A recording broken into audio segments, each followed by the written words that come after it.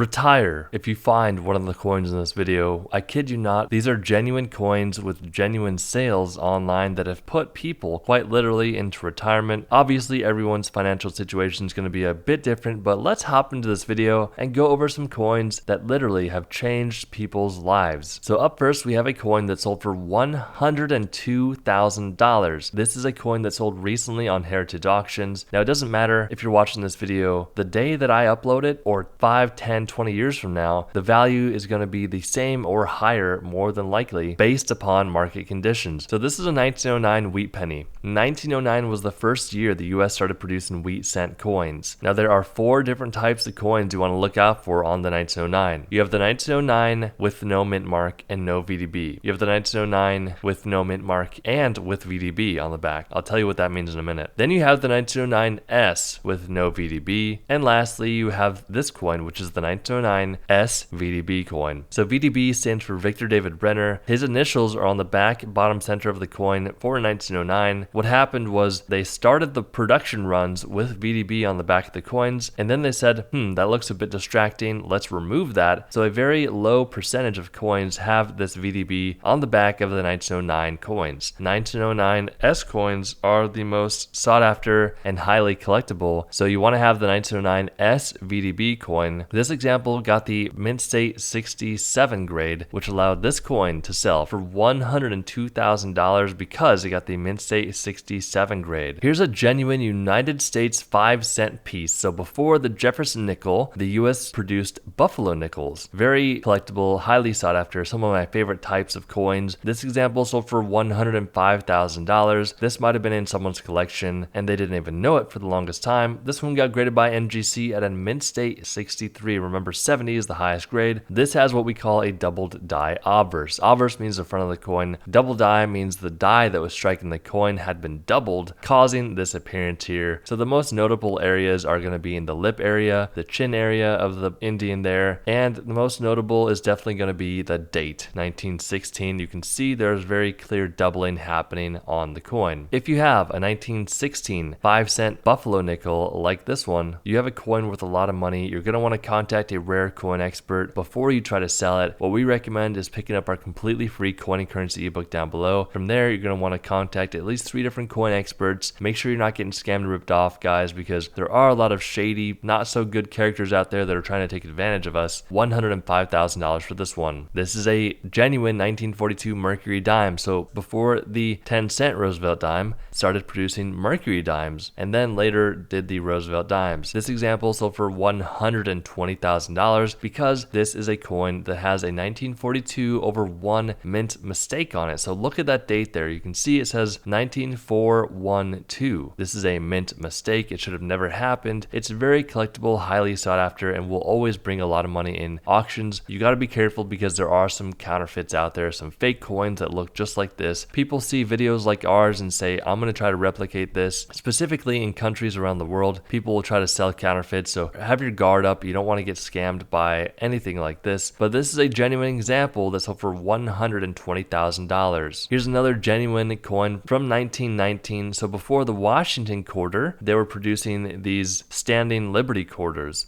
$132,000 for this example. One key feature on this coin is the fact that this is a full head example. If you look at Liberty up there, a lot of the time her head is going to be a bit mushy or not well struck just because it's a very hard area to strike this coin. This one got the full head example, which is very challenging to achieve. This 1919 S, you can see that S mint mark around the date there, stands for the San Francisco Mint where this coin was produced. A beautiful example with the full head designation graded by PCGS. This coin sold for $132,000. Here's a genuine 50-cent Walking Liberty coin from 1921. This one got struck at the San Francisco Mint. You can see the beautiful design on the front and the eagle on the back, another beautiful design. This example sold for $168,000, mainly because it is a key date. It's very hard to come across this coin, especially in the mint state 66 grade. That's why this coin sold for $168,000. A lot of us are familiar with these Morgan dollar coins. They're genuine coins from the US. 1893S. This is a key date. This has one of the lowest mint runs out of all Morgan dollar coins. This one got the mint state 63 grade by PCGS. So on the mint state grade from 60 to 70, this is on the lower end. 63 is a relatively low grade. Can you imagine if this coin would have graded at the Mint State 64, 65 grade? It would have sold for a staggering amount more money than $444,000. Don't get me wrong, $444,000 is a ton of money, but that's because 1893S is a specifically low mint run for this coin. Highly collectible, highly sought after. This coin will change your life if you have it. $444,000 for this one. $840,000 for this 1943D 1 cent coin graded by PCGS at a Mint State 64 brown. This one got the brown designation. These coins can come either red, brown, or brown depending on the type of metal it was struck on, environmental conditions, and the toning and oxidation. What's important to know here is that a lot of the time red coins are going to bring more than red, brown, or brown coins. This is a great example of a brown coin that's simply going to bring more money because this 1943 cent coin should have been struck on a zinc coated steel planchet but was accidentally struck on a bronze planchet. So back in the day, the US needed bronze for ammunition during World War II. What they did is they transitioned into a zinc coated steel planchet from the bronze planchet. This coin should have never been struck on a bronze planchet. There's a lot of counterfeits out there, so you got to pay attention and be very careful because there are counterfeits you got to be aware of. This genuine example graded by PCGS at a Mint State 64 sold for $840,000. If you haven't already, we recently updated our completely free coin and currency ebook down below. Check that out, no strings attached, it's completely free. Pick that up. We hope you enjoyed this video and we will see you in the next video.